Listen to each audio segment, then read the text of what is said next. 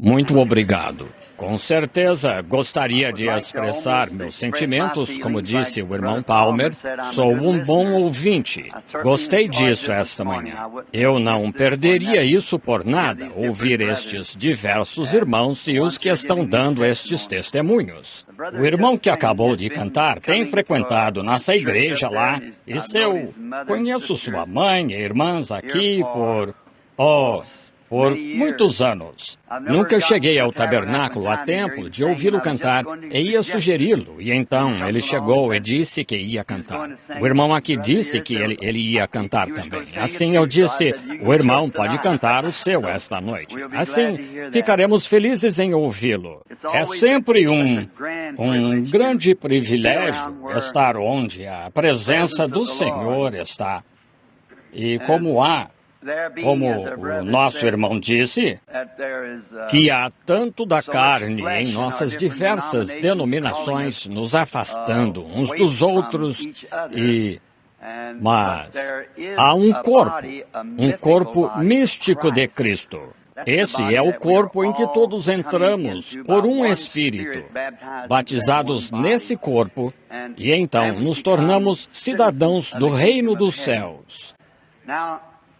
Agora, creio que devemos sair daqui às 12. O quê? É todo o tempo que tenho? Só 2 horas? Estou meio desapontado. Sabem, demoro muito para dizer o que penso, e estou agradecido por uma audiência que é paciente comigo, mas não estava falando sério. Agora, apenas algumas palavras para os homens de negócios e todos que estão aqui. E quero dizer que têm sido horas grandiosas. Ontem à noite, meu coração estava aquecido, mesmo quando cheguei em casa. Como disseram, João Wesley disse em seu peito, ao ver que nosso Deus ainda vive. E não temos de supor isso. Ele é real. É a simplicidade de apenas aceitar o que ele disse e ver se tornar realidade. Vejam, a palavra é uma semente. E se essa semente for colocada no solo certo, na temperatura certa, ela crescerá se estiver fertilizada. E sabemos que esta palavra está fertilizada, pois é o próprio Deus. No princípio era a palavra, e a palavra estava com Deus, e a palavra era Deus. Ela ainda é Deus. Se fez carne e habitou entre nós. Estamos tão agradecidos por ouvir metodistas, batistas, presbiterianos, ortodoxos gregos e todos juntos se reunindo em um grande lugar. E creio que Jacó cavou um poço e o inimigo o expulsou e ele o chamou de malícia. E cavou outro poço e o expulsaram e chamaram esse de contenda. Ele cavou outro poço e disse, há lugar para todos nós. Então acho que é mais ou menos assim. Lutero cavou um e Wesley cavou um. Agora temos há espaço para todos nós. Assim, fiquemos todos aqui e bebamos deste poço. Se você está montando um camelo de uma corcova, ou um camelo de 2 corcovas, ou um camelo de 3 corcovas, ainda pode vir e beber. É isso, estamos em nossa jornada. Acho que agora, depois do nosso pequeno senso de humor e tal, como penso ser bom, até o próprio Deus tem senso de humor. Sabem, penso que devemos inclinar a cabeça um momento para a oração antes de entrarmos na palavra. Nosso Pai, grande e poderoso Deus, o qual nosso cantor acabou de expressar todos os nossos sentimentos. Quão grande és Tu! Nos aproximamos de Ti, em nome do Teu Filho amado, o Senhor Jesus, nosso sacrifício. E ao passarmos deste recinto à Tua presença pela fé, olhamos através do nosso sacrifício para o Teu trono, sabendo que Ele nos prometeu que se pedirmos alguma coisa em Seu nome, será concedido. Vamos procurar ler a Tua palavra e falar sobre ela. Agora, permite que o Espírito Santo tome a palavra e plante-a no coração de cada um de nós, circuncida os lábios que falam e os ouvidos que ouvem, e que ela caia em boa terra para produzir 100 por 1. Pedimos em nome de Jesus. Amém. Se muitas pessoas geralmente gostam de anotar os lugares na Escritura em que os ministros leem, gostaria de chamar sua atenção para o Evangelho de São Marcos, capítulo 10, começando com o versículo 17. Como leitura, para tirar daí um contexto. E, pondo-se a caminho, correu para ele o qual se ajoelhou diante dele e lhe perguntou: Bom mestre, que para ter a vida eterna? E Jesus lhe disse: Por que me chamas bom? Ninguém há bom senão um, que é Deus. Tu sabes os mandamentos: não adulterarás, não matarás, não furtarás, não dirás falso testemunho, não defraudarás alguém e honra a teu pai e a tua mãe. Ele, porém, respondendo, lhe disse: Mestre, todas essas coisas tenho guardado desde a minha mocidade. E Jesus, olhando para ele, o ama e lhe disse: Falta-te uma coisa. Vai, vende tudo quanto tens e dá-o aos pobres, e terás um tesouro no céu. E vem, toma a tua cruz e segue-me. Mas ele, pesaroso desta palavra, retirou-se triste, porque possuía muitas propriedades. Gostaria de tirar disto um tema sobre o assunto de investimentos. E achei que seria apropriado falar um instante com homens de negócios da cidade sobre investimentos. Pois qualquer homem de negócios está sempre, se é um bom homem de negócios, está interessado em bons investimentos. Parece ser o que eles gostam de fazer. É fazer um bom investimento. Investimentos confiáveis, pois sempre compensam. E esta manhã quero falar a vocês, homens, se caso haja algum aqui, sobre o melhor investimento que conheço. Faz algum tempo, um notável ministro da Igreja Batista, de onde venho, me fez uma pergunta. Disse: Irmão Branham, ouvi dizer que o irmão está com os homens de negócios do Evangelho Pleno. Eu disse: sim, senhor, isso mesmo. Ele disse: que relação o irmão tem com os homens de negócios do Evangelho Pleno? Eu disse: eu sou o homem de negócios. Ele disse: homem de negócios? Eu disse: sim, senhor. Disse: em que negócio o irmão está? Eu disse: seguro.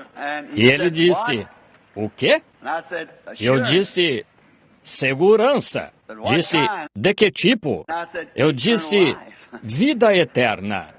Se alguém quiser conversar sobre uma apólice comigo após a reunião, será um prazer atendê-lo e conversar a respeito. Faz algum tempo, um amigo com quem estudei, ele é corretor de seguros e é um bom homem.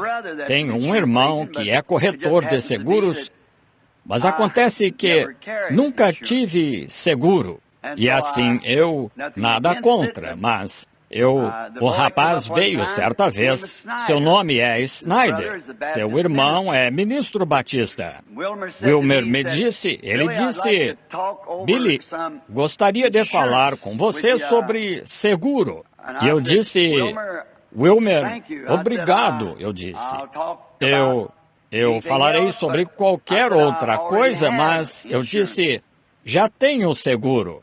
E ele disse: oh, desculpe-me. Ele disse: tem o quê? Eu disse: tenho segurança. E ele e minha esposa olhou para mim como se eu fosse mentiroso. Ela parou e olhou para mim, pois não tenho seguro. E ele disse, Billy, que seguro você tem? Eu disse, segurança. Bendita segurança. Jesus é meu. Oh, que antegozo da glória divina. Sou herdeiro da salvação, comprado por Deus, nascido do seu Espírito, lavado em seu sangue. Ele disse, isso é muito bom, Billy, mas não vai colocá-lo aqui no cemitério. Eu disse, vai me tirar. Não estou preocupado em entrar, quero sair. Assim, não estou preocupado em entrar lá. A questão é sair. Então, é disso que quero falar. Um homem que tem dinheiro quer aplicá-lo em um bom investimento, é claro. Um homem que tem tanto quanto, digamos, $10.000, gostaria de aplicá-los em algum investimento. Não o guarde no bolso, pois você sabe que ladrões o roubarão e tal. Você não quer fazer isso. Assim, você vai querer, se é um homem de negócios bom e sensato, querer investir em algo que renda dividendos. Vai querer aplicá-lo em algo a juros. Você sabe, dos talentos na Bíblia. Assim, você deve fazer uso dele que renda dividendos. Um bom negócio seguro. E então, ao fazê-lo, você não vai querer aplicá-lo em algo que não seja seguro. Ninguém ia querer fazer isso. Um bom homem de negócios inteligente não pensaria em tal coisa. Vocês, homens, não fariam isso. Aplicá-lo em algo que, num destes aqui, de ficar rico da noite para o dia, sem saber de onde veio. Melhor ter cuidado com isso. Você perderá tudo o que tem, pois é uma aposta. E apostar não é um negócio bom e seguro, tem risco. E você não vai querer correr esse tipo de risco, mas vai querer aplicá-lo em algo, em alguma empresa boa e segura, que pague grandes dividendos. Algo que seja estável, confiável, algo que você saiba que tem valido a pena e foi provado que compensa. Quando você tem algo assim para fazer seu investimento, ora, então você se sente seguro de que você terá algo no futuro. Você pode ficar tranquilo ao investir seu dinheiro nisso. Mas se o negócio não for muito bom, bem, você não gostaria de tentar. Algum plano bom e confiável. Algo que lhe compense bastante. E este jovem governante rico, como o chamamos na Bíblia, ele deixou passar uma grande oportunidade. Ele teve oportunidade de aplicar sua riqueza deste mundo num plano garantido, mas falhou. Não o fez. Foi-lhe dada a oportunidade de poder receber juros disso e fazer um grande investimento. Mas ele falhou em aceitar essa oportunidade, como muitos de nós fazemos hoje. E vemos que é lamentável, mas fazemos. Agora, embora este plano que lhe foi oferecido estivesse perfeitamente vindicado de que era sólido, quando Jesus veio à Terra, provou que ele era o que disse que era, que ele era Deus manifestado em carne, pois levou isso a um desafio e disse, se não faço as obras de meu Pai, então não me acrediteis. Assim, este jovem era como esta grande e rica era de Laodiceia em que vivemos. Eles viram uma grande oportunidade para investir em algo, mas não é popular. Jesus não era um homem popular em seus dias, somente entre os pobres e analfabetos. A igreja do seu dia, a denominação do seu dia, ou as religiões sectárias, não tinham nada a ver com ele. Mas deve ter havido algo nele que este jovem rico viu em Jesus, que não via em outros. E ele teve o bom senso de ir e perguntar o que poderia fazer, pois tinha visto em Jesus que havia uma qualidade que ele não via em mais ninguém. Mas vejam, ele era muito rico nas coisas do mundo. Temos um belo retrato disso na era de Laodiceia em Apocalipse 3.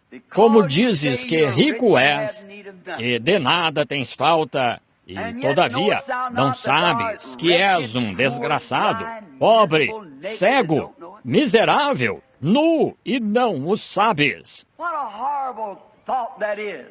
Que pensamento horrível é pensar que uma pessoa poderia estar cega ou que estaria nua na rua.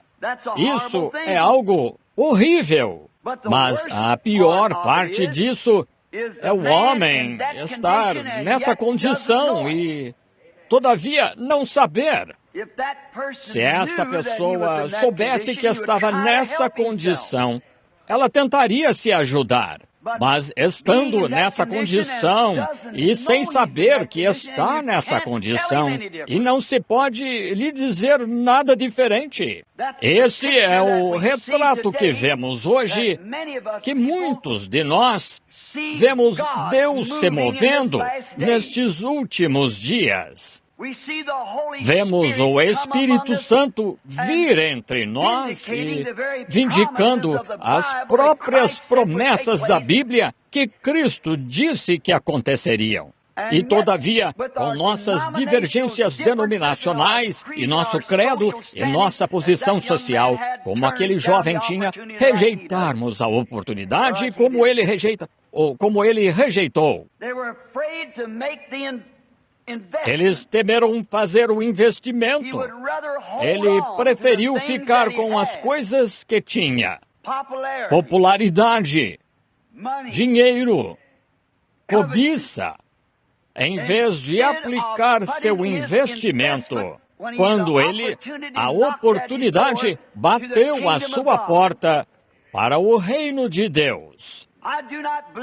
Não creio que alguém que ame a Cristo poderia se sentar em uma reunião, como acontece num verdadeiro derramamento pentecostal, cheio do Espírito, neste dia, e ver a própria presença de Jesus Cristo cair sobre as pessoas e realizar e fazer as coisas que ele prometeu que seriam feitas neste dia. E a única forma de se conseguir é rejeitar a oportunidade que Deus lhe deu de se tornar parte disso. Que atitude precipitada este jovem teve ao rejeitar esta oportunidade, e que atitude precipitada as denominações estão tendo hoje, em vez de aceitarem e abraçarem o Espírito Santo e esquecerem suas divergências. Elas separam os irmãos e tentam afastar pequenos grupos dos seus próprios seguidores. Vemos que em Apocalipse 3, na era de Laodiceia, em que agora vivemos, segundo minha interpretação da Escritura, que quando a mensagem veio da era de Laodiceia, como foi em cada era, e cada era teve um mensageiro, que vemos neste último dia, e vemos que essa igreja era muito rica. E discordavam tanto dele que o expulsaram da igreja. Pois é a única era da igreja que encontramos, mesmo ao longo da... Bem, nós acharíamos que a era da igreja de Éfeso e a de Sardes, e como foram todas as eras da igreja, até a era de Filadélfia, a era da igreja wesleyana e tal, mesmo em todas essas eras, ele não foi expulso. Mas na era da igreja de Laodiceia, ele estava do lado de fora, mas ainda estava batendo, tentando entrar em sua própria igreja, com sua presença divina, como foi quando ele esteve na terra. Deus estava em uma pessoa, agora Deus está em sua igreja, sua vida dividida entre seu povo. Deus vivendo entre eles, tentando uni-los num corpo místico de Cristo, que é chamado sua noiva. E quando ele está tentando fazer isso, e ele o fará, pois, como disse o profeta, seu precursor, que veio para o seu primeiro advento, disse, destas pedras, Deus pode suscitar filhos. E hoje, quando anos atrás as bênçãos caíram sobre os pentecostais e eles se separaram, aparentemente não tendo a fé, Deus pode, de metodistas e ortodoxos e tal, destas pedras, suscitar filhos a Abraão.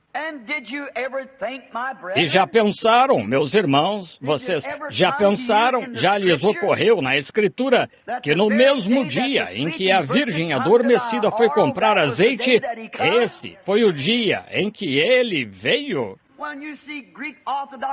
Quando se vê ortodoxos gregos, episcopais, metodistas, batistas, presbiterianos entrando, famintos por isso, onde podemos conseguir este azeite? Lembrem-se, foi nessa hora que veio o noivo. Estejamos atentos aos nossos investimentos, onde eles compensam. Agora eles o expulsaram das suas denominações. Eles não o quiseram. O jovem rico foi embora triste. Embora, notem que diz aqui na Escritura, Jesus, olhando para ele, o amou. E ele tem amado estas pessoas, nestas organizações. Elas são o povo de Deus. Ele as amou e ofereceu, e tem oferecido, pelos últimos 50 anos, a oportunidade de fazer outro investimento nele. Não na construção de uma igreja, mas no poder e na ressurreição de Cristo, e recebendo o batismo do Espírito Santo. Não é popular, claro que não. Nunca foi popular. Qualquer coisa que Deus já fez na terra nunca foi popular, desde o princípio. É muito impopular. Foi designado que fosse assim. Jesus não chamou os fariseus de paredes caiadas. Disse, qual de vossos pais não perseguiu os profetas? Vós branqueais seus túmulos agora, mas fostes vós que os pusestes lá. Eles edificam sobre alguma coisa grande. Os metodistas sobre João Wesley, um grande homem. Os luteranos sobre Martinho Lutero e tal. E agora os pentecostais estão tentando construir um túmulo para algo que aconteceu há 50 anos. Que os tirou deste tipo de caos e agora a estão levando direto de volta. Polindo o túmulo daqueles que nós, na verdade, colocamos dentro. Isso mesmo.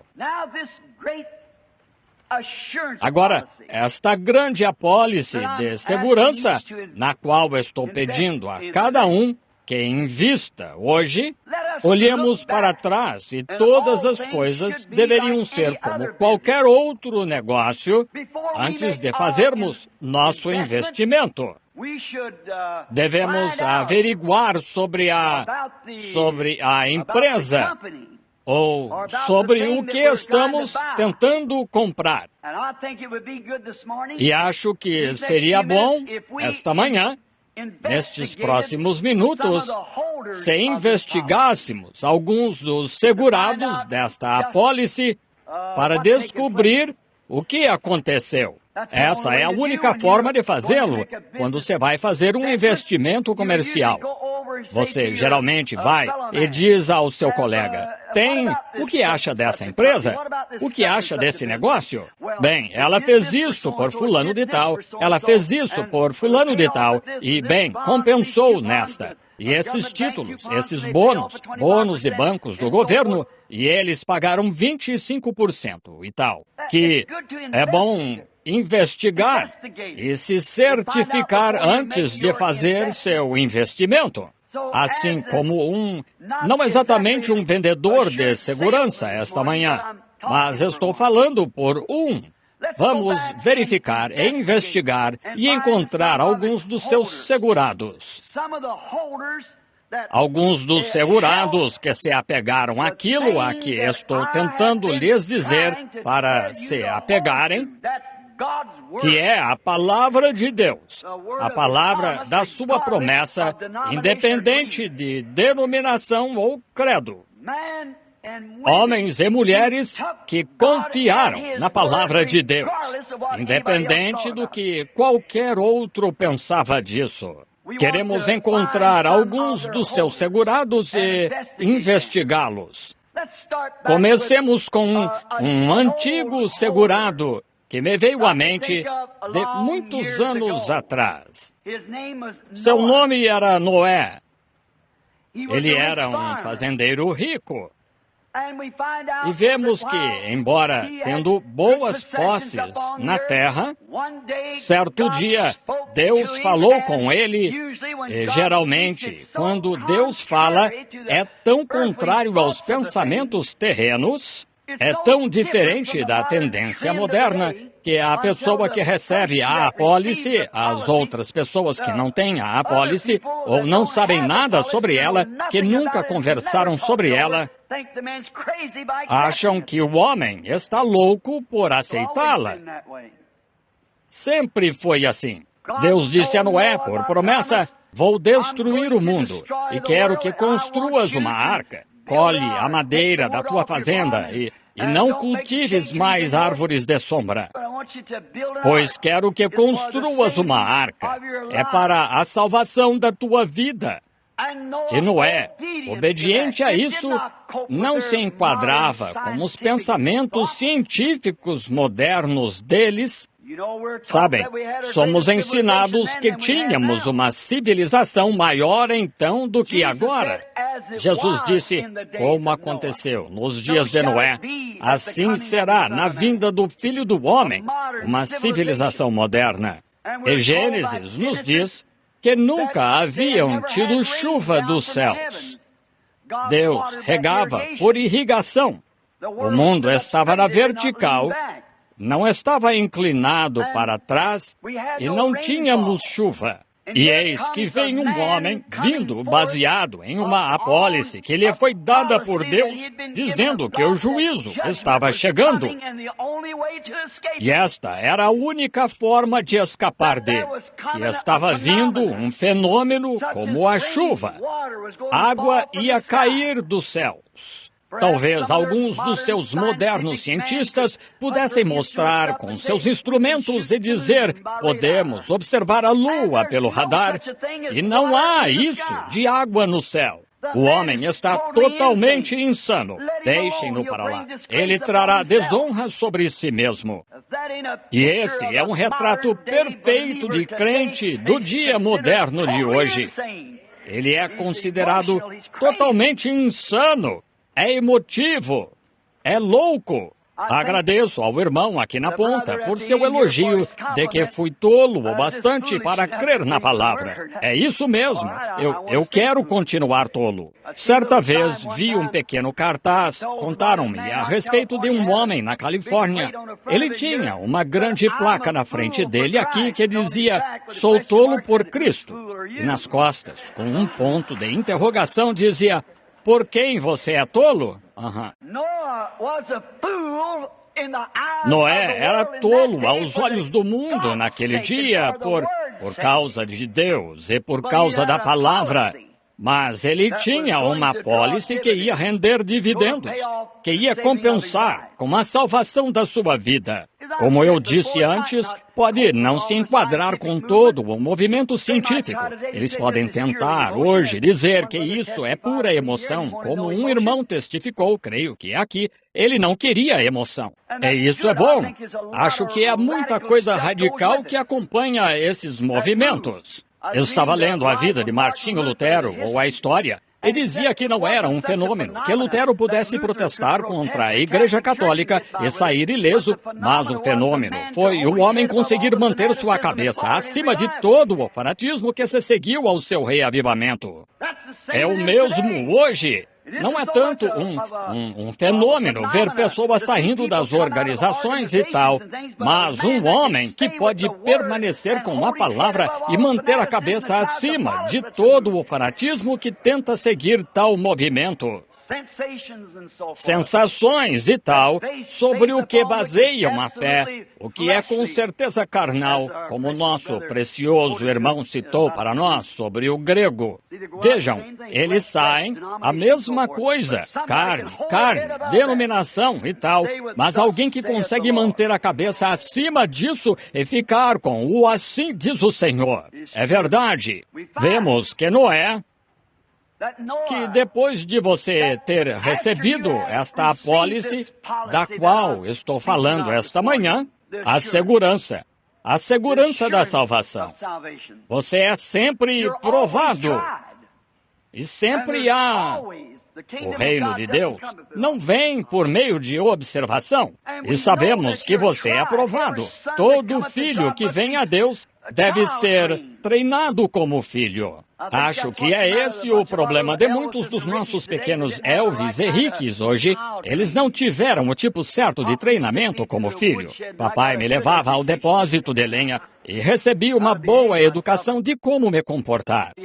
Ele tinha um galho de nogueira com todos os 10 mandamentos na ponta.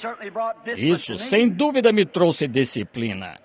Pena não termos pais e mães, mais deles hoje, que façam o mesmo. Em vez de ficarem dirigindo carros envenenados e ficarem fora a noite toda, e suas filhas enredadas em algum... vocês sabem o que quero dizer. Agora, mas você é provado, submetido ao teste para ser provado. E Noé, depois dos dias da sua pregação, quando se pôs a arca da sua porta e deu a porta da sua arca, e fez o último chamado. E Deus lhe disse, não trato mais com eles. Entra na segurança que foi provida. Acho que é aí que estamos. Entre nesse local da zona de segurança. O tráfego do pecado está ficando terrível. Mas Deus nos deu uma zona de segurança, como eu estava falando ontem à noite, a vacina. Fique aí dentro, não fique vagando, como o irmão disse. Você pode cambalear e acabar saindo. Melhor ficar. Agora, não fique vagando em ismos e dogmas. Fique com a palavra. Fique com Cristo. Conhecer a Ele é vida. Não conhecer seu credo, não conhecer seu livro, não conhecer nada, mas conhecer a Ele é vida. Vemos que Noé. Vamos apresentar um pequeno drama disso. Está ficando tarde. E Noé lhes disse, esta é a última chamada de vocês. Tenho a apólice aqui, a segurança de que vai chover. Não me importa o que a sua regra científica diga. É melhor entrarem. Eles riram dele. Houve alguns que se sentaram perto, é claro, e escutaram, e outros nem vieram ouvi-lo. Assim, Noé entrou e a porta se fechou atrás dele. Noé não fechou a porta. Deus fechou a porta. E assim fará ele de novo. Quando o último membro do corpo de Cristo não se tornará um corpo anormal por causa de você ou de mim. Melhor entrarmos enquanto há oportunidade. Não terá 6 dedos em uma mão, nem terá 2 unhas em um dedo. Será um corpo perfeito, sem defeito. Quando esse último membro tiver sido acrescentado a esse corpo, Deus fechará a porta entre o juízo e a misericórdia. Ou a misericórdia e o juízo, devo dizer. Notem, então, depois que a porta se fechou, posso ouvir Noé dizer à esposa, como se eu pudesse ouvir, e ao longo de uma dessas, como os irmãos falaram, dessa forma fundamental de falar em línguas, ouvi-lo dizer, agora de manhã as nuvens se levantarão, e estará chuvoso, os trovões rugirão, e os relâmpagos brilharão, e virá uma grande chuva. Fiz o melhor que pude, mas estou dentro agora, e a porta está fechada. Sabemos que algo sobrenatural aconteceu, pois não fechamos aquela porta. Alguém fechou a porta. Foi Deus. E sabem, então houve alguns dos crentes que não avançavam, que estavam por perto e ouviram, que criam parcialmente, de certo como o jovem governante rico, mas que disseram, é melhor subirmos. Sabemos que ele é um bom ancião e se vier tal coisa estaremos por perto de onde poderemos chegar. Entraremos rápido, ele abrirá a porta. Mas lembrem-se, Noé não tinha como abrir a porta. Não seja limitado com Deus. Não seja apenas um bom homem ou uma boa mulher. Seja cheio do Espírito Santo, batizado no corpo pelo Espírito Santo. Não aceite boatos, nada disso. Fique ali até estar morto e sua vida seja nova em Cristo. E toda a sua vida seja mudada. Não se limite a uma emoção, uma sensação ou algo assim. Não faça isso. Fique ali até algo acontecer mesmo, que o mude totalmente. Noé dentro, e agora estes crentes que não avançam, chegaram de mansinho e disseram, talvez chova, como o velho disse, ou algo aconteça, algo fenomenal. Assim pode o mundo ver hoje que algo está acontecendo. E na primeira manhã em que Noé se levantou e foi olhar pela janela, o sol nasceu tão brilhante quanto sempre. Imagino que Noé verificou e disse, espere aí, vejamos se eu estava certo. Voltou a palavra, ao seu chamado, à sua promessa. Tudo estava exatamente de acordo. Bem, ele só adiou. Talvez seja amanhã. No dia seguinte, o sol nasceu. Bem, o crente que não avança se tornou um crítico também. Disse, veja, aquilo não estava com nada. Ele foi embora. Mas então, por fim, depois que Deus lhe deu sua última prova, no sétimo dia, naquela manhã, os céus estavam negros, os trovões rugiam, os relâmpagos lampejavam. Então, grandes gotas de chuva começaram a cair. E um mundo frenético de pessoas começou a clamar e a procurar aquela arca. Mas era tarde demais. Como a virgem adormecida que bateu a porta. Era tarde demais. Não espere até esse tempo. Venha agora. Notem. E então, depois de tudo isso, a chuva ficou mais intensa. As ruas começaram a se encher, os esgotos transbordaram, a água começou a subir. Alguns deles disseram, vamos construir um barco e flutuar. Vamos pegar um tronco de álamo. É o que muitos estão fazendo hoje. Tentam flutuar num tronco de álamo, mas vemos que ele afundou. E acharam que conseguiriam construir um barco. E estaria tudo bem, mas seus barcos afundaram. É o que vocês acham hoje, que podemos construir uma organização ou admitir muitas pessoas por meio da instrução, que terá êxito mesmo assim, quer seja construído por Deus ou não. Mas a única coisa que passará no teste é uma igreja construída por Deus, pela palavra, cheia do Espírito Santo. Tem de ser instruída por Deus, inspirada por Deus. O homem não tem nada a ver com isso, é Deus e Ele somente. As águas começaram a subir alto em volta da arca. A senhora Noé e, de certo, suas noras estavam se indagando. Noé disse, fiquem tranquilos. Deus fez a promessa. Nossa segurança nos está com certeza assegurada. E ele sabia que sua construção tinha sido de acordo com sua instrução. E me pergunto hoje, se poderíamos observar e dar uma olhada por aqui e ver se nossas construções estão de acordo com as instruções. Pois ele disse, se alguém crê em mim, também fará as obras que eu faço. Pergunto-me se nossa construção se assemelha à instrução que nos foi dada. Mas Noé verificou tudo. Cada canto estava betumado. Ele disse, mãe, tem de funcionar. Deus prometeu assim. Ora, ela disse, olhei para fora e vi os Joneses, ou tal. O barco deles afundou e o nosso ainda está no chão. Só é preciso um pouco mais de perseguição, um pouco mais de juízo de Deus para fazê-la flutuar. Por fim, as águas ficaram cada vez mais fundas. Depois de um tempo, toda a família sentiu algo se mover. Ela saiu do chão. Só quero estar nele um dia desses. Estou ficando meio cansado desta velha casa pestilenta aos 53 anos. Um dia destes espero sentir algo se mover. Queremos partir. A arca subia, enquanto outros afundavam. A arca subia. Deus, em sua palavra, havia cumprido sua promessa.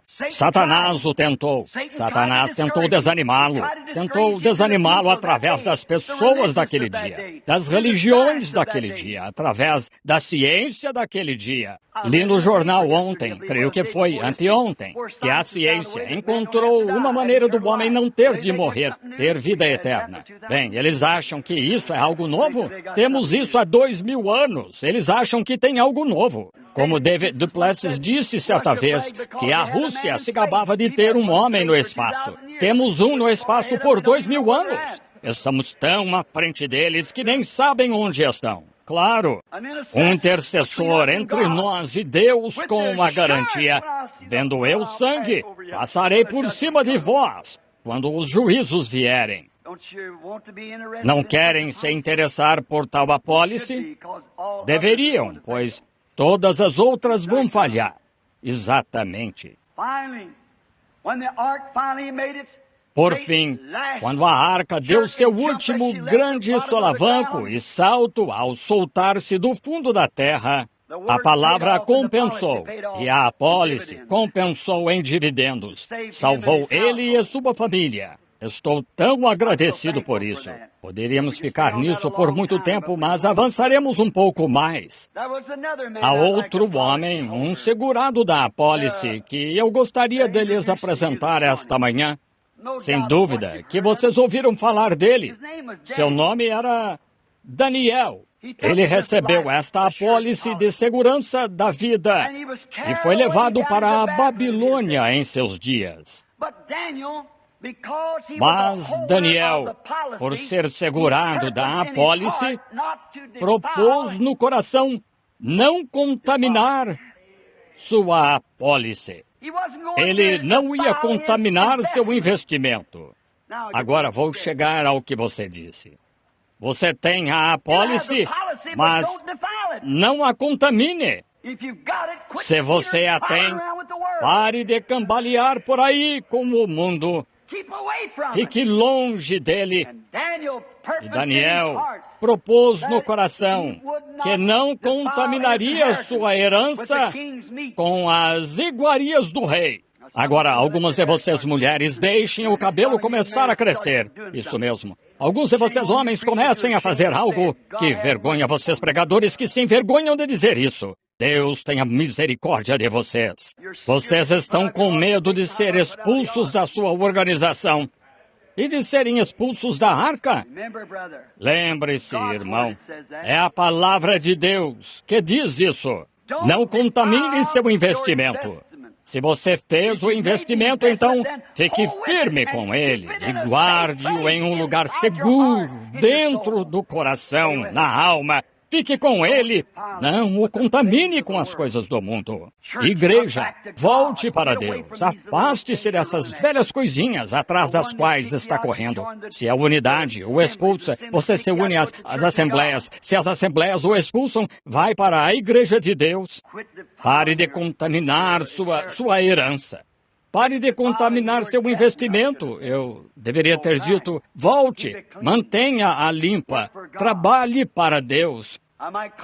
Eu poderia mencionar e lhes informar que ela salvou a vida de Daniel quando o jogaram na cova dos leões. Os leões não puderam comê-lo. Houve algo que impediu, pois o anjo do Senhor foi enviado para protegê-lo. E isso salvou sua vida. Se há algo que é importante para qualquer mortal, é a vida. O que é mais importante que a vida? Qual deles? Poderia um médico vir aqui esta manhã e falar de uma cápsula que ele inventou pela ciência para fazer você viver 100 anos ou 1000 anos? Ora, você venderia tudo que tivesse para consegui-la. Claro que sim, a vida é preciosa. Mas estou tentando lhes falar de uma apólice, de uma segurança, de que você não vive por 100 anos, você não vive por 1000 anos, você vive eternamente. Pois é uma segurança de vida eterna, e queremos isso. Os filhos hebreus, eles também tinham a mesma apólice e segurança. E com certeza, não se curvariam a nada contrário à palavra de Deus. Independente de quantas coisas tenham tentado colocar diante deles, vocês têm de se unir a isso, ou os expulsaremos. Eles permaneceram fiéis à palavra, sem se curvarem diante de nenhum ídolo. E quando o juízo chegou, a vida deles foi salva, pois eram segurados da apólice da qual estou falando. Simão Pedro, podemos falar dele um pouco, pois foi mencionado esta manhã. E ele é um dos apóstolos. E o que tinha as chaves do reino, em outras palavras, o conhecimento de como destrancar as portas do reino, e falamos disso ontem à noite. A chave trancou a porta e a destrancou. E ouvimos falar disso ontem à noite, o fundamento original. Não há como voltar, só voltar exatamente ao ponto de onde você começou.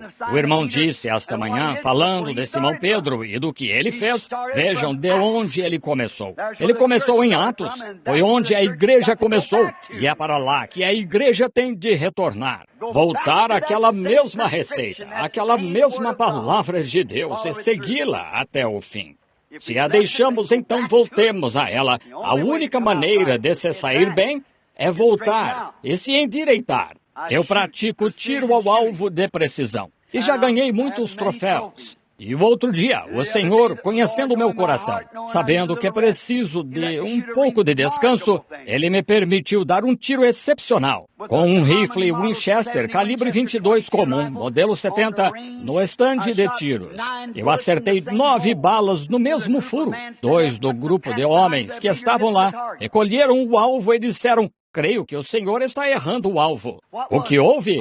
Eu tinha mexido naquela arma e feito melhorias nela e tudo mais, até cada pequena vibração estar certa.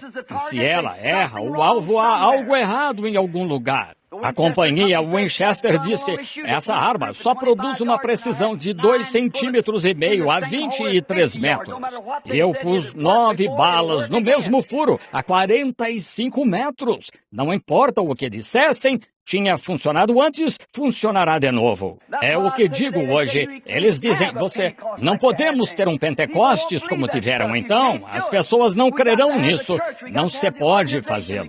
Temos de ter a igreja, temos de ter a organização, temos de ter instrução injetada nisso e tal. Se funcionou lá atrás para pescadores analfabetos que puderam confiar na palavra de Deus, se atingiu o alvo então, se curou os enfermos, se ressuscitou os mortos, fará o mesmo hoje. Se a vibração certa for colocada na arma, ela centralizará. Se não, volte e revise sua arma. Assim, volte, pegue a receita e descubra onde estamos errados. Essa é a única forma que eu conheço de fazê-lo. Mas o fará, pois acertou antes e acertará de novo. Se funcionou para os apóstolos sem denominação, sem credo, sem serem metodistas, batistas, presbiterianos ou o que seja, funcionou para eles na palavra de Deus. Funcionará para mim na palavra de Deus. Funcionará para você pela palavra de Deus. Mas você tem de descobrir onde estão seus parafusos soltos. Às vezes você tem. Desculpe-me.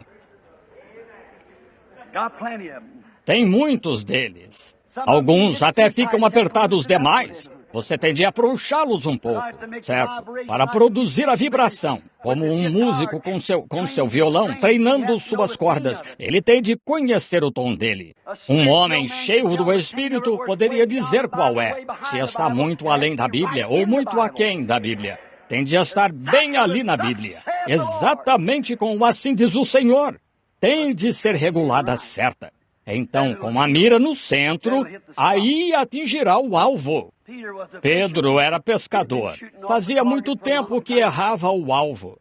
Seu pai lhe disse antes de morrer: talvez, filho, estou velho, espero pelo Messias. Esperamos desde o Éden. Ele, de certo, não virá em meus dias, mas pode vir no de vocês. Mas não se engane, filho. Há muitos que surgem o tempo todo dizendo serem o Messias. Mas nós, quando o Messias vier, lembre-se, temos de ficar com a palavra do que o Messias será. Muitos deles, vocês sabem, houve Jesuses que se levantaram antes de Jesus Cristo. Houve líderes que se levantaram e atraíram pessoas para o deserto por meio de seitas e grupos denominacionais. Mas não foi a coisa certa. Eles pereceram com isso, como a contradição de Coré, o qual disse: quem é santo? Moisés se acha especial demais. Há outros homens santos. Mas Deus tinha o seu caminho, e Deus tinha o seu homem, e Deus tinha as suas coisas. Deus tem a sua palavra, e quem será contrário a ela? Fique com ela! Agora, note, disse Simão, meu filho, quando o Messias vier, Moisés, pela palavra, disse que ele seria profeta como ele. Quando André visitou, viu Jesus, ele voltou e tentou-lhe dizer, imagino que Pedro balançou a cabeça e disse, sou pescador, investi nas redes do meu pai. Vou pescar, essa é a minha ocupação. E sou fariseu, portanto, deixo que continue assim. Vou à igreja, sou bom como qualquer outro homem, só isso. Isso é bom. Pertenço à igreja a que meu pai pertencia, ou à tradição, ficarei com isso. Mas um dia, ele caminhou na presença deste ser. E assim que chegou à sua presença, ele disse, teu nome é Simão, e és filho de Jonas.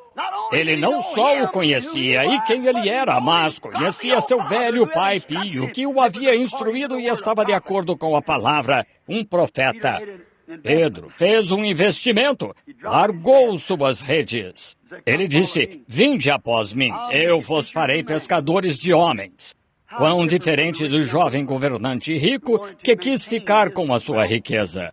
Mas ele largou tudo o que tinha para seguir a Jesus. Foi Natanael ou Filipe que foi e disse a Natanael, talvez tivesse um grande pomar de oliveiras. Ele estava fora inspecionando-o. E quando Filipe lhe contou sobre o que tinha achado, ele foi um pouco crítico no início, mas apenas veio visitar casualmente uma das reuniões. E assim que o ouviu, sendo um estudioso da Escritura, ele sabia o que o Messias seria e se era certo deixar sua igreja em que estava, essas pessoas ortodoxas que estavam rejeitando Jesus, rejeitando a apólice e dizendo que não era boa, que não se podia confiar nela, que ele era um homem que se fazia Deus, que era um Beuzebu, que era incivilizado, que não tinha antecedentes, que ele nasceu ilegítimo, que ele não frequentou as escolas deles, que não foi instruído em seus seminários, que era contra a doutrina deles, que ele estava destruindo suas igrejas e sua doutrina, estava impedindo o povo. Era o que afirmaram que ele fazia. Chamavam-no de Beelzebu e diziam que ele enganava o povo com a sua doutrina. Agora, era o que tinha sido injetado nele. Mas este homem pio, Natanael, assim que chegou à presença de Jesus, ele disse: eis aqui um israelita, em quem não há dolo. Disse: Rabi, quando me conheceste? Disse: antes que Filipe te chamasse, te vi eu. Ele fez um investimento. Lá estavam seu sacerdote e todos. Ele não estava envergonhado. Ele tinha achado algo real. Tinha achado Deus em ação. O que ele fez? Ele disse, correu e se prostrou a seus pés e disse: Rabi, tu és o Filho de Deus, tu és o Rei de Israel. Ele fez um investimento. Seu nome é imortal. Houve aqueles lá que riram disso. Não sei onde eles estão hoje. Isso compete a Deus. Vejamos uma mulher. Houve uma mulher, talvez membro da igreja em algum lugar. Ele permitiam viver de modo desenfreado. Talvez também tivesse cabelo curto e tal. De certo, era a tendência do dia. Mas, certo dia, ela chegou ao poço, onde havia um estranho homem sentado, um judeu, diante de um pequeno panorama com cortinas atrás. E quando ela chegou lá, ela tinha seu jeito de ganhar a vida. E, de certo, tinha os vários denários romanos na bolsa. Então, na pequena meia em que os estava carregando. E ela foi até lá para pegar água. Ela passou a noite toda fora, talvez por volta das 11 horas ela chegou lá, não sei, mas digamos que foi assim. E ao chegar lá, ela viu um homem comum, não um sacerdote, não algum distintivo denominacional nele, mas apenas um homem comum. E ela olhou para ele e ele disse: traze-me de beber. Ela disse: agora, sendo tu judeu, sabes que isso não está certo. Sou samaritana. Ele disse: mas se tu conheceras com quem estás falando, pedirias. Vejam, ela não sabia pela aparência exterior. Ele era apenas um homem, mas pareceu ser muito sério no que disse. Se tu conheceras com quem estás falando. Gosto disso. Como a pequena mulher, em sua persistência, a pequena mulher grega que foi até Jesus, ele disse, vai, pega o teu marido e vem cá. Isso a surpreendeu. Ela disse, bem, não tenho marido. Vejam, ela vivia em uma denominação que lhes permitia casar e tudo mais, e casar de novo, estão vendo? Disse, não tenho marido. Disse, tu disseste a verdade, tiveste 5, e estás vivendo com um agora, de modo que ele não é teu. O primeiro foi o marido certo. Estão vendo? Tu estás vivendo assim. Ela disse, Senhor, vejo que és profeta.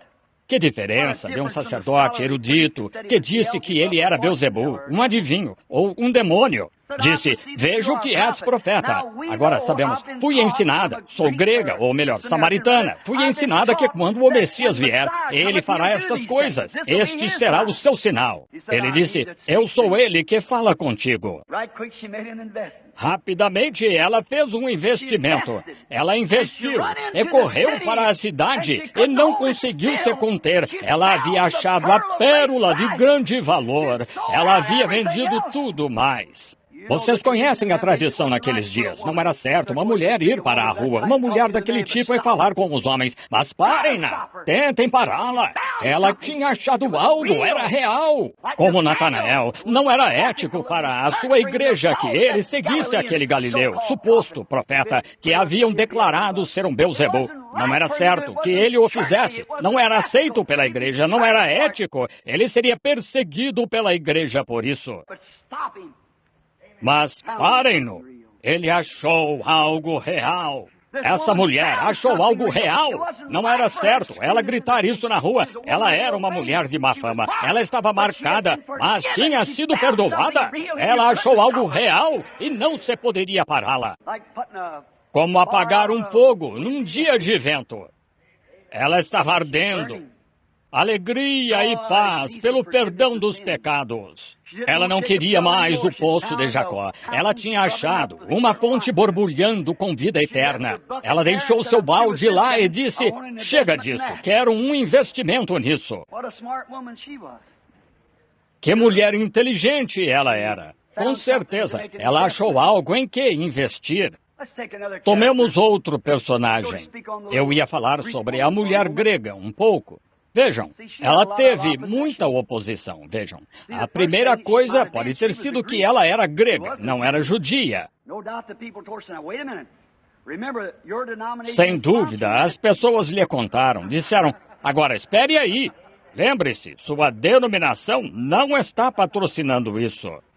Não lhe fazia diferença.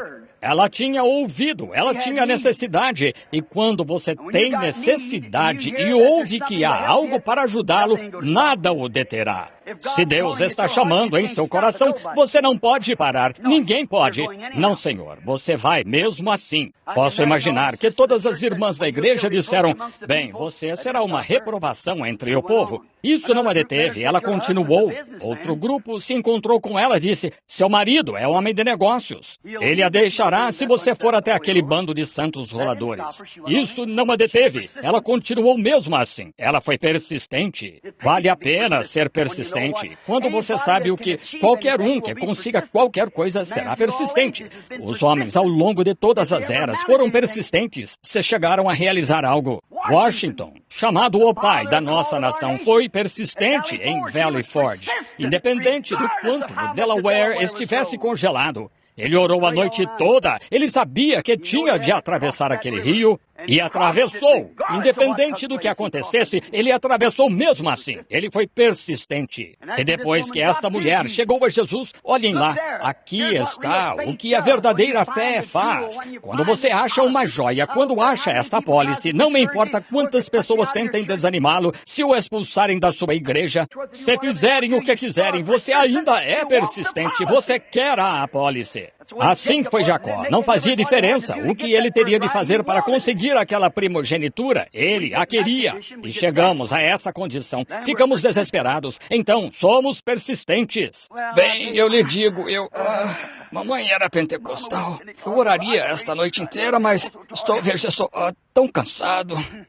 Você precisa de um pouco de toxina. É disso que precisa. Algo para torná-lo persistente. Ela entrou correndo, prostrou-se diante de Jesus e disse, tu, filho de Davi. Ele não era filho de Davi para ela. Ela era grega, gentia. Ele não lhe deu atenção. E então, por fim, ele se virou para ela e disse, não fui enviado à tua denominação. Fui enviado somente às ovelhas perdidas de Israel. Só fui enviado a essas. Ela disse, mas Senhor, nisso ela acertou. Não filho de Davi, mas Senhor para ela. Senhor, ele disse, e outra coisa, vocês não passam de um bando de cães. E não é bom que eu pegue o pão dos filhos e o deite aos cachorrinhos. Oh, se os pentecostais não ficariam furiosos com isso. Acham que eu deixaria um batista me dizer isso e ficar impune? Não, senhor. Ou um da unidade, ou um trinitário, ou o quê? Não, senhor. Você empinaria o nariz e iria embora. Mas ela não. Ela tinha de fazer um investimento. Ela tinha necessidade de um investimento. Amém. Sem importar, a verdadeira fé genuína sempre admite que a palavra de Deus é verdade. Não importa quais sejam as circunstâncias. Ela disse, é a verdade, Senhor, tu não foste enviado a nós. É verdade, Senhor, que não passo de um cão. Mas deixa-me dar-te a minha versão disso. Não estou procurando as bênçãos que eles têm, estou procurando migalhas. Oh! Agora, Senhor, se tu me deixares polir-me, ir lá e me colocares como diácono na igreja, se tu me deixares ser presbítero estadual, pensarei no assunto. Seu hipócrita, você não entende. Você vai querer as migalhas, você precisa vir e...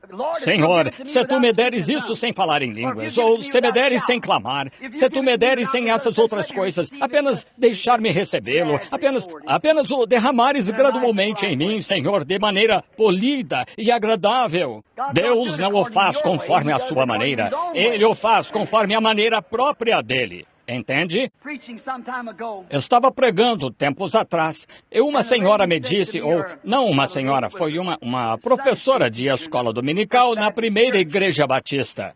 Disse, Billy, não consegui entrar na igreja para ouvi-lo, mas estava do lado de fora. Disse, estava gostando do que dizia, mas aquela mulher se levantou. E disse, ela começou a chorar e saiu correndo pelo corredor. Ela disse, todo aquele barulho me deu calafrios nas costas. Eu disse, sabe de uma coisa? Se acha que isso é barulho, a irmã está vivendo no mundo mais silencioso em que já viveu. A irmã vai morrer de frio se chegar ao céu. Pois se for para o céu, haverá clamores e gritos e louvores a Deus dia e noite. Os anjos em volta do trono clamando, Santo, Santo, Santo, és o Senhor Deus Todo-Poderoso. Se estiver no inferno, há choro e pranto e ranger de dentes. A irmã está vivendo num lugar muito silencioso, sem dúvida. Agora, mas a mulher grega foi persistente. Ela disse, sim, Senhor, admito que o que tu dizes é a verdade. E talvez não esteja procurando ser como os demais. Mas eu... E lembrem-se, ela nunca tinha visto um milagre. Ela nunca tinha visto nada dessas coisas. Mas havia fé ali que cria que era disso que ela precisava para sua filha. E quando Jesus, o primeiro milagre realizado ali sobre esta mulher gentia, ele disse, grande é a tua fé. Vejam, isso o tocou ao ver que ela era muito sincera. O problema nosso hoje é não sermos profundamente sinceros sobre essas coisas. Nós refreamos nossas palavras, temos medo de dizer algo que seja antiético. Deus prometeu encher sua boca, libere-se para Ele, não vos dê cuidado o que haveis de falar. Mas nos tornamos tão éticos com isso. Se eu disser algo de acordo com isso, minha denominação não crerá. Eles serão expulsos. Assassinato premeditado. Sim, há uma penalidade para isso, você sabe. Houve um homem chamado Nicodemos. Ele viu algo em Jesus que estava certo. Ele era idoso, um grande homem em sua organização. E sabem, ele queria fazer um investimento, pois queria a vida eterna. E ele foi a Jesus de noite. Aparentemente, os bancos estavam fechados. Mas seu banco está sempre aberto dia ou noite. Aberto agora mesmo. Ele achou o banco aberto e Jesus lhe deu a receita. Ele queria a vida eterna. E lá, ele fez seu investimento na vida eterna. Vemos todos esses grupos. E está ficando tarde. Vamos encerrar. Vemos em Lucas 24:49 que Jesus disse a estas pessoas que tinham sacrificado tudo o que tinham e estavam se inscrevendo para esta apólice da vida eterna. Lucas 24:49, ele lhes diz que lhes dará os dividendos dela. Ele disse, agora, a fim de receberem seus dividendos, tirem todas as suas discórdias de vocês. Parem de se preocupar se são ortodoxos, gregos, ou se são batistas, presbiterianos, como o irmão disse esta manhã, negros ou brancos, amarelos, morenos. Subam lá à cidade de Jerusalém e esperem até que eu o envie. E havia 120 lá para se inscreverem. E eles se inscreveram e subiram até lá para sacarem seus juros sobre seu investimento. E de repente veio do céu um som, como um vento veemente e impetuoso. Seus juros valeram a pena. Sempre valem. No dia de Pentecostes, havia umas 3.000 pessoas que queriam adquirir uma das apólices. E Pedro descontou como estava escrito. Ele disse, arrependei-vos, cada um de vós, e sede batizados em nome de Jesus Cristo para a remissão dos vossos pecados. E então Deus vos dará os juros disso na mesma hora. Sacareis dividendos. Amém. Vocês estão interessados em uma apólice? Bem, é para quem quiser. Isso mesmo, quem quiser. Pouco depois, houve um jovem rico chamado Paulo. E ele estava indo por lá, massacrando aquelas pessoas. E estava a caminho de Damasco. Ele sabia que havia um Deus, mas achava que aquele era um bando de santos roladores. Por quê? Ele nunca tinha investigado os segurados da apólice. Ele se precipitou e os perseguiu, zombou deles.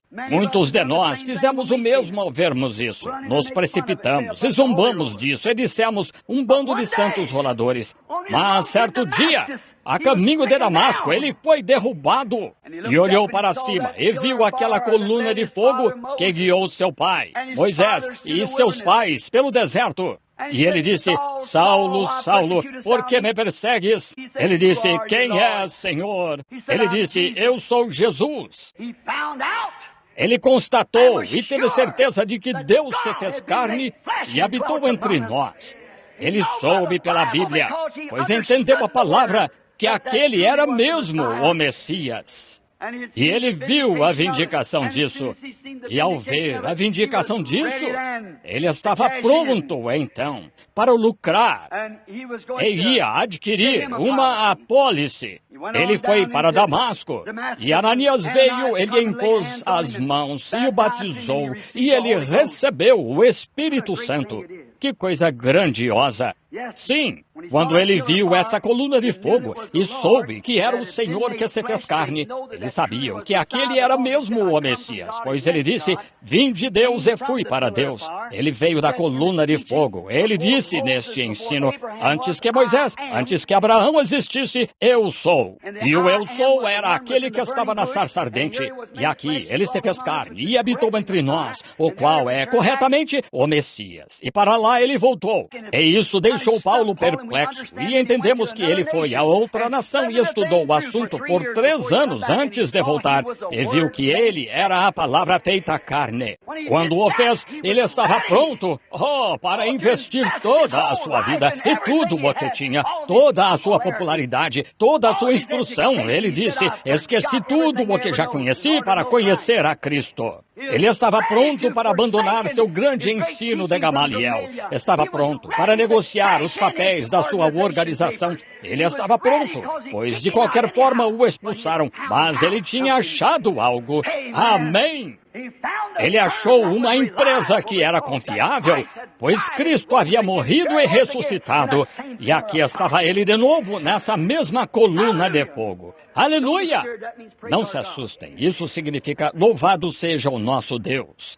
Ele queria fazer um investimento. Ele era um grande homem de negócios, tinha bom senso. Assim, ele fez o investimento e tornou-se escravo de Cristo por amor. Oh, que investimento ele fez! É o que todos nós precisamos fazer. Isso mesmo. Que decisão precipitada. Agora encerrando. A daquele jovem governante. Que coisa precipitada ele fez. Que coisa antiética para um homem de negócios fazer. Quando um homem de negócios que tinha sido próspero e teve oportunidade de receber uma apólice vindicada, um homem no qual ele próprio tinha visto o poder do Deus Todo-Poderoso operando, e sabia que ninguém poderia fazer aquelas coisas se Deus não fosse com ele.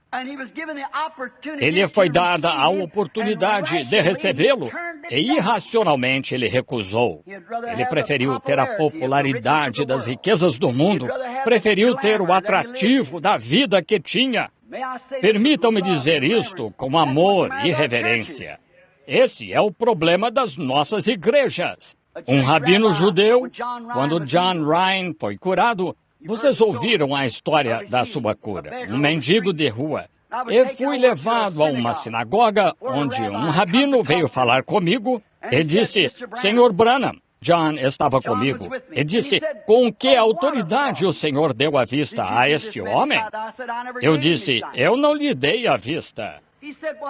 Ele disse, ora, muitas vezes lhe dei esmola nas ruas. Ele disse, eu disse, ele pode ver. Sim, eu disse, Jesus Cristo, o Filho de Deus, deu-lhe a vista. Ele disse, longe esteja de Deus ter um filho, um espírito ter um filho. Ele disse, Longe esteja uma coisa assim. Eu disse, Rabino, é difícil o senhor crer nas Escrituras? Claro que não, sou professor delas. O senhor crê nos profetas? Ele disse, sim. Em Isaías 9:6, de quem o profeta estava falando? Disse, do Messias. Eu disse, que irá o Messias? Que ligação o Messias terá com Deus? Ele disse, o Messias será Deus. Eu disse, agora o senhor está de acordo. Ele disse, vocês, gentios, não podem cortar Deus em 3 pedaços e dá-lo a nós. Eu disse, isso é católico, isso não sou eu. Há um Deus em 3 ofícios, de paternidade, de Filho e Espírito Santo. Não 3 deuses, isso faz um pagão. E não se pode enfiar isso goela abaixo de um judeu, nem na minha. Lembrem-se, é a palavra que o torna certo. E isso ficou decidido no Concílio de Nicéia, creio eu. Eles optaram pelo outro lado. Os antigos profetas voltaram para os seus lugares com a verdade. Nunca a matarão. Ela segue adiante. Isso mesmo. Vejam, os homens coçam a cabeça e se perguntam, apenas venham a Deus. Se alguém tem falta de sabedoria, peça a Deus. Deus revela todas as coisas e faz com que as Escrituras se encaixem. Notem. Agora, quando este rabino, ele disse, longe esteja de Deus ter um filho. Eu disse, muito bem. E ele disse, será? Eu disse, mostre-me um lugar em que ele falhou em provar que era Deus. Ele disse, Deus não seria ladrão. Eu disse, ele não era ladrão. Ele disse, ele foi no dia de sábado às plantações de milho e colheu milho. E eu disse, suas próprias leis levíticas lhe dizem que um homem pode passar pelo campo e comer o que quiser, mas não pode levar nada num saco. Sua própria lei, ele a conhecia. E se virou e olhou para mim, e eu disse, John, pode ver, não pode? Ele disse, sim. Disse, Sr. Branham, admito que ele foi um bom homem. Eu disse, admite, Rabino? Ele disse, sim, senhor. Disse, mais do que isso, admito que ele foi profeta. E se os sacerdotes do templo o tivessem ouvido, estaríamos em melhor situação hoje. Eu disse, Rabino, o senhor crê que ele era o Filho de Deus? Ele disse, não. Eu disse, espere aí, o senhor disse que ele foi um bom homem, que podia confiar nele se ele é profeta. Ele não mente. E ele disse que era o Filho de Deus. Agora, e quanto a isso? Sim, ele disse, se eu pregar isso, estávamos em Benton Harbor. Ele disse, está vendo lá? Eu estaria na rua, mendigando o meu pão. Eu disse, judeu é assim, certo? Eu disse, prefiro me debruçar e beber água de rio e comer bolacha de água e sal e pregar a verdade de Deus do que ter meu nome, como o do Senhor, neste edifício, em letras de ouro e comer frango frito 3 vezes ao dia. Sim, senhor, a verdade. As lágrimas rolaram pelo seu rosto. Disse, eu o vejo mais tarde. Eu disse, não, vamos vê-lo agora. Mas ele voltou. Então, quando ele entrou pela porta, ele se virou, olhou para mim e disse, mesmo destas pedras, Deus pode suscitar filhos a Abraão. Ele cria. O quê? Ele estava com medo, como este jovem rico, de fazer um investimento. Isso mesmo. Não só rabinos, mas ministros, leigos, com medo de fazer esse investimento.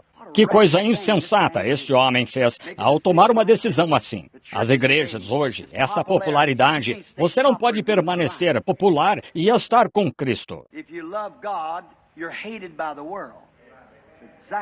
Se você ama a Deus, você é odiado pelo mundo. Isso mesmo. Popular, sim, senhor. Os louvores do homem em vez dos louvores de Deus. Eles precisam de um pouco de toxina. Mas este jovem rico, agora, aqui está algo para vocês, homens de negócios, e tenho de encerrar. Notem agora, para que vocês deixem isso penetrar fundo no coração. Rejeitar Jesus não impediu seu enriquecimento. Ele continuou. Vamos segui-lo um pouco ao longo da Bíblia. Sua aquisição de bens cresceu. E porque seu negócio melhora um pouco, nunca pense que o tempo todo são bênçãos de Deus. Os ímpios prosperam, você sabe. Este homem, ele se tornou maior e chegou ao ponto de ser tão grande que todos os seus celeiros quase cederam. Ele teve de construir novos. Agora, ele achava que tinha feito tudo certo ao rejeitar Jesus e não fazer um investimento nele. Ele achava que tinha feito tudo certo, pois em posses mundanas, vou dizer algo agora. Em posses mundanas, ele achava que tinha feito o certo, pois tinha prosperado. E é o que nossas denominações acham. Pois se organizam e seus grupos se tornam milionários e bilionários. Eles sentem que são formidáveis. Não disse a Bíblia a esta era, tu és rico e estás enriquecido, mas não sabes que és nu, miserável, pobre, desgraçado, cego e nem o sabes. Que condição deplorável. Homens e irmãos, não façam um investimento em algo assim. Está fadado a perecer. Por que não fazer um investimento em algo que foi comprovado ao longo da Bíblia? E vocês sabem, com os textos que tenho anotados aqui, ainda poderíamos estar aqui esta noite nestes textos, provando através da Bíblia aqueles que fizeram isso e os que rejeitaram. Estou lhes mostrando um verdadeiro investimento a ser feito. Coloque sua vida, seu tempo, seu dinheiro, seu talento. Coloque tudo o que você tem em Cristo. Deus nos garantiu isso ao ressuscitá-lo. Nós ressuscitaremos no último dia, ele prometeu. O que mais você poderia almejar? Diga-me de qualquer investimento que você pudesse fazer que renderia assim. Diga-me em que você pode investir esta manhã e ganhar 10 milhões de dólares e amanhã ser um cadáver. De que lhe adiantaria? Que aproveitaria o homem ganhar todo o mundo e perder a sua alma? E se você fosse popular e chamado de fulano de tal, e diácono, presbítero, e doutor, bispo, ancião, papa, ou seja lá como se chame, isso são louvores de homens. Prefiro ser chamado de santo rolador pelo povo e ser filho de Deus no coração, com o novo nascimento e o Espírito de Cristo habitando em mim, e Ele provando isso pela vindicação da sua palavra e me fazendo viver. Já não vivo a vida que vivia, disse Paulo. Todavia, ele era professor e erudito, mas mudou sua vida quando se encontrou com Cristo e fez seu investimento em Cristo. Ele foi um homem diferente desde então. Oh, enriquecido! Com certeza este homem foi. E sabem de uma coisa? Jesus lhe disse, se notarem aqui, ele disse, vai, vende tudo o que tens e dá-o aos pobres. E vem, segue-me, toma a tua cruz e segue-me, e terás riquezas no céu. Estão vendo? Que investimento para se fazer. Mas ele escolheu não fazê-lo. Agora, assim, a era da igreja de Laodiceia escolheu o mesmo, não fazê-lo. E lembrem-se, quando ele ficou tão rico como a igreja ficou hoje, o pobre estava à sua porta e só conseguia as migalhas que ele varria para os cães. Lázaro, o pobre em espírito. Jesus disse em Mateus 5, bem-aventurados os pobres em espírito, porque deles é o reino dos céus. Não queremos ocupar esse lugar incômodo, esse lugar desprezado de ser pobre em espírito. Não queremos isso, queremos que alguém nos elogie e ser alguém importante. Como um irmão disse há pouco, com certeza selou bem quando disse, como podem ter fé quando fazem acepção de pessoas entre si ou desejam os louvores uns dos outros. Não importa o que qualquer um diga, você vai querer os louvores de Deus, o respeito de Deus por você.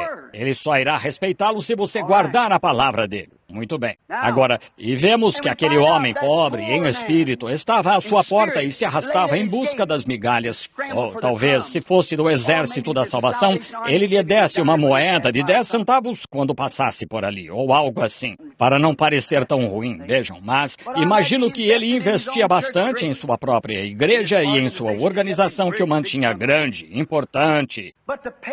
Mas a recompensa por fim veio. Por fim chegou lá. O grande funeral que ele teve. Imagino que um velho acadêmico veio com uma túnica larga e disse, nosso precioso irmão, agora está no céu. Oh, ele fez isso e aquilo, é membro da nossa congregação, está agora no céu. Oh, como somos gratos por nosso precioso irmão. Quão diferente era da palavra de Deus. Jesus disse que a sua recompensa, que ele estava no inferno. Ele fez o investimento errado. E no inferno ele olhou para cima e viu o pobre em espírito, que tinha feito seu investimento, desfrutando no seio de Abraão.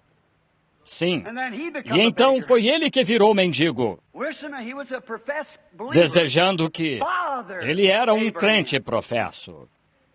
Pai Abraão, manda esse mendigo aqui. Houve uma reviravolta. Seu investimento estava no negócio errado, as posses do mundo e o louvor dos homens. Mas este mendigo estava lá com fome e foi acolhido ao seio de Abraão. Manda Lázaro, ele está aí, onde pode tomar um gole d'água quando quiser. Ele pode, desfruta aí das bênçãos de Deus. Manda-o descer com algumas gotas d'água nos dedos, para que possa tocar meus lábios, ressecados aqui, pois estas chamas estão me atormentando. Essa é a recompensa. Pelo quê? Por rejeitar fazer o investimento certo. Não façam isso, homens. Não façam isso, homens de negócios. Eu tenho confiança de que vocês não farão isso. Se você é homem de negócios, venda cada pérola que tem e compre aquela de grande valor. Faça seu investimento em Cristo, na vida dele, em você. Agora, vemos que tudo o que tem princípio tem fim. E só há uma coisa que nunca teve princípio, que é Deus.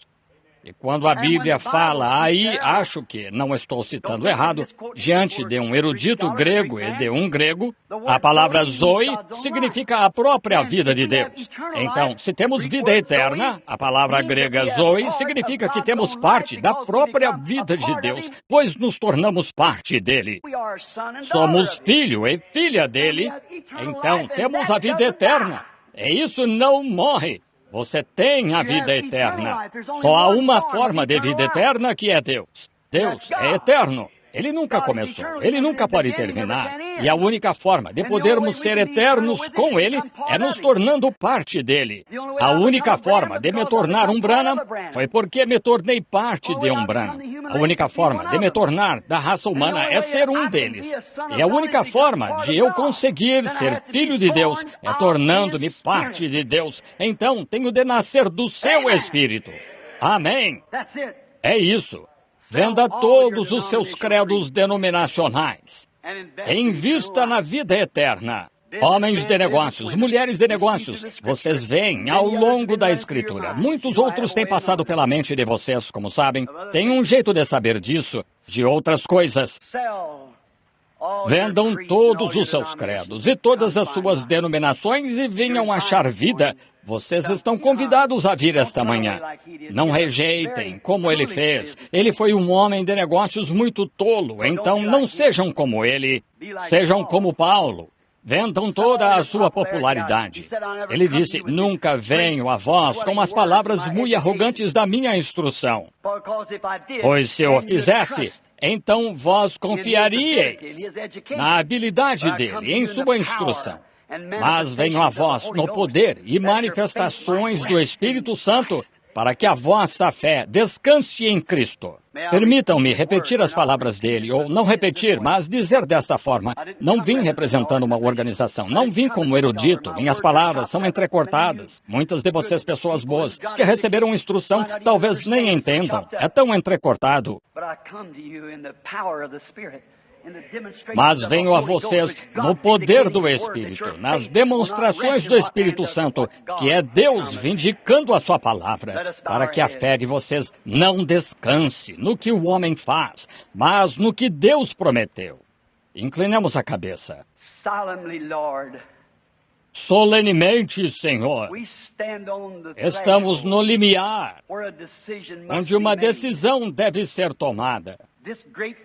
Este grande tempo de jubileu que estamos celebrando no Tabernáculo Vida, do teu convite, 50 anos atrás, ao teu povo, e apresentamos isso detalhadamente, no melhor da minha forma de saber, e dependendo do Deus que conhece o coração do homem, para que ele o revele da forma apropriada, pretendida. para que os homens possam ver para retornar, e a única forma de fazê-lo é vindo à verdade da palavra. Rogo-te, Pai Celestial, que nenhum de nós seja tão tolo a ponto de rejeitar um investimento assim. Que possamos investir nosso tempo, nosso talento e tudo o que temos para os louvores de Deus, sabendo disto, que não importa se ganhamos o mundo inteiro e perdemos a alma, de que nos adiantou? De que adianta o louvor de um homem quando o fogo atômico estiver queimando a Terra? De que adiantará hoje, talvez, quando nossas lápides estiverem despontando na areia, quando os ventos uivantes, quando este mundo for lançado ao sol além, tirado do seu lugar, como antes da destruição antediluviana, e lançado, em vez de ser lançado para longe do sol, lançado em direção ao sol? Não mais água, mas fogo desta vez. E as areias uivam por toda a terra antes do grande milênio. E nossas lápides mostram doutor fulano de tal, irmão fulano de tal, ou bispo fulano de tal. De que nos adiantará quando nossa alma estiver em algum lugar além na eternidade? E tem de acontecer. Os vivos sabem que tem de morrer. Como homens e mulheres, moços e moças esta manhã, Senhor, todos estamos cientes de que não estamos aqui para ser vistos ou ouvidos pelos homens. Estamos aqui na agonia do Calvário. Estamos aqui com o Espírito Santo no coração, chorando, como ele fez através do nosso Senhor por sua rejeição em Jerusalém. E nosso espírito esta manhã chora por um mundo perdido. Dá-nos sabedoria para saber como os abordarmos, Senhor. Não queremos que se percam. O próprio Espírito dentro de nós nos condenaria se desejássemos que se perdessem. Mas que o Espírito Santo clame constantemente, esquadrinhe, até que façamos todo o esforço com nosso talento, com nosso tempo, com nosso dinheiro, com tudo o que temos, independente de quão pequeno seja. Nós oferecemos a Ti. Ajuda-nos, Senhor, a levar esta grande mensagem a um mundo agonizante. Tenho muito pouco, Senhor, que consigo oferecer. Nenhuma habilidade, nenhuma personalidade, nada. Mas só tenho minha alma, Senhor, minha voz, e é toda tua. E estou certo de que ela fala por toda esta audiência. Usa-a, Senhor. Se eu tivesse dinheiro, seria teu. O tempo que tenho pertence a ti. Tudo, meu tudo em tudo. Ajuda-me, Senhor, e ajuda-nos a todos. Queremos fazer um investimento esta manhã no reino de Deus. Perdoa a nossa preguiça. Quão terríveis temos sido ao encontrar este grande tesouro. E como o Espírito Santo em nós deveria ter o mesmo interesse de quando estava em Cristo, sempre em fazer a vontade do Pai e sua ordem. E Ele veio para salvar os perdidos. Dá-nos o desejo, Senhor, que não se aparte do nosso peito esse ardor, como teu grande servo João Wesley disse, que nunca se aparte e cresça cada vez mais, até que nos lance de joelhos para implorar e persuadir, que nos lance de joelhos para irmos aos caminhos e atalhos, e nas esquinas e nos negócios e a toda parte, às igrejas e aonde quer que cheguemos, e apresentemos esta vida eterna aos homens e mulheres hoje, e quando tudo terminar, que nos reunamos em teu lar, enquanto nos sentávamos aqui esta manhã, olhando através desta mesa, e vi o irmão Herholzer, esse santo ancião pio. Ouvi falar dele conduzindo aquele arado. E penso em mim como um garotinho descalço, com umas 2 cordas sobre os ombros, atrás de um velho arado. Este teu grande santo da Califórnia esteve na rua Azusa, vendo aqueles homens e seus ombros curvados devido ao trabalho duro no campo. E sentei-me neste café da manhã com eles. Prefiro estar aqui a estar como presidente, sentado com este grupo pio. Nossos olhos, quando nós, os mais jovens, olhamos e vemos nossos pais e mães, como lutaram para ganhar o prêmio e navegaram por mares sangrentos. Ajuda-nos, Senhor, a prosseguirmos de onde eles estão deixando. Concede, Senhor. E um dia, quando a vida terminar, e talvez não nos sentarmos mais num café da manhã como este, mas nos sentaremos numa ceia que será servida no céu algum dia. E então o Rei, em toda a sua glória, com suas grandes vestes, aparecerá, e estenderemos a mão por cima da mesa para cumprimentar uns aos outros. Tão feliz em vê-lo, irmão. Lágrimas de alegria escorrerão pelo nosso rosto, mas o Rei dirá: a batalha acabou. Vocês fizeram o melhor que puderam. Então, com as mãos, ele enxugará de nossos olhos toda lágrima e dirá: entrai nos gozos do Senhor, que vos estão preparados desde a fundação do mundo, quando nosso nome foi posto no livro da vida do Cordeiro. Senhor, ajuda-nos a ser gratos a Ti. Em nome de Jesus Cristo, que sirvamos a Ti. Amém. Enquanto estamos de cabeça inclinada por um pouco, quantos esta manhã, na presença do seu augusto ser, neste momento solene do exame do Espírito Santo em nosso coração, se você ainda não recebeu de fato a vida eterna, e o Senhor e eu vejamos sua mão se levantar, enquanto os demais continuam de cabeça inclinada. Quer levantar? Levante a mão, diga: Deus o abençoe. Deus o abençoe. Você, por todo o recinto, levante a mão, diga: Deus o abençoe. Deus o abençoe. Quero a vida eterna. Deus o abençoe, jovens e velhos. Isso mesmo. Quero investir tudo o que tenho. Quero investir minha alma. Quero investir meu tempo. Quero investir tudo o que tenho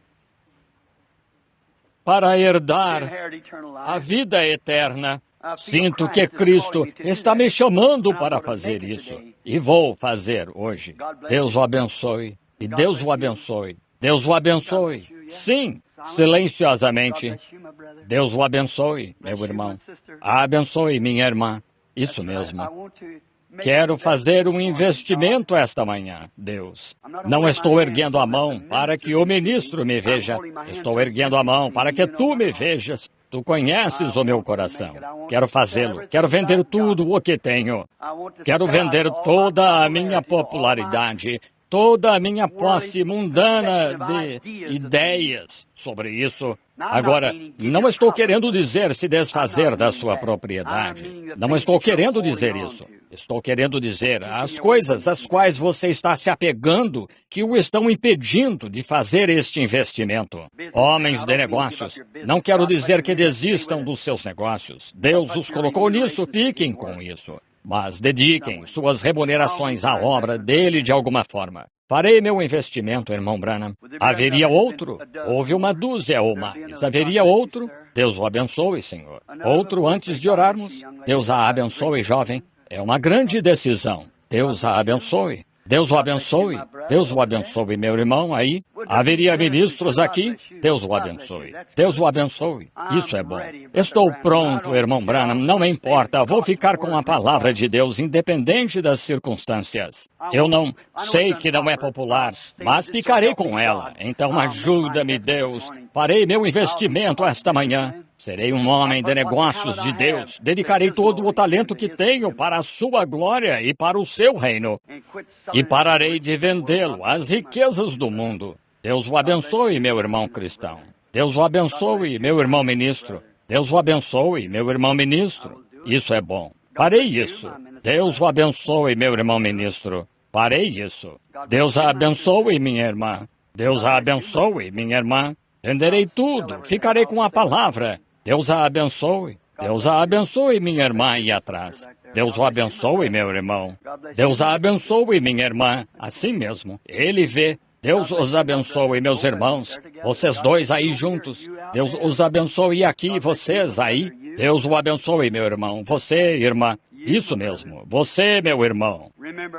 Lembrem-se, enquanto estão em oração, vocês desafiam toda a lei da ciência. Quando levantam as mãos, Você diz, irmão Branham, isso não adianta nada. Adianta se você é sincero. Depende da sua sinceridade. Jesus disse, aquele que ouve as minhas palavras e crê naquele que me enviou tem a vida eterna. Não faz que crê, mas crê de verdade. E é sincero. A ciência diz que, de acordo com a ciência, a gravidade da Terra mantém suas mãos para baixo.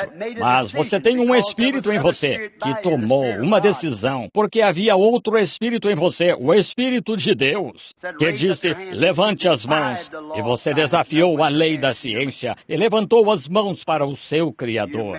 Se você foi sincero, Ele colocou o seu nome nesse investimento esta manhã. Agora, Pai Celestial, eles são teus. São troféus da mensagem, os troféus da palavra, os troféus de Jesus Cristo. Tu disseste, ninguém pode arrancá-los da mão de meu Pai. Ele os deu a mim. Ninguém é grande o bastante para fazer isso. Guarda-os, Pai. Envia-os como tições tirados do fogo. Torna-os luzes ardentes para o teu reino. Eu os entrego a ti, em nome de Jesus Cristo. Amém.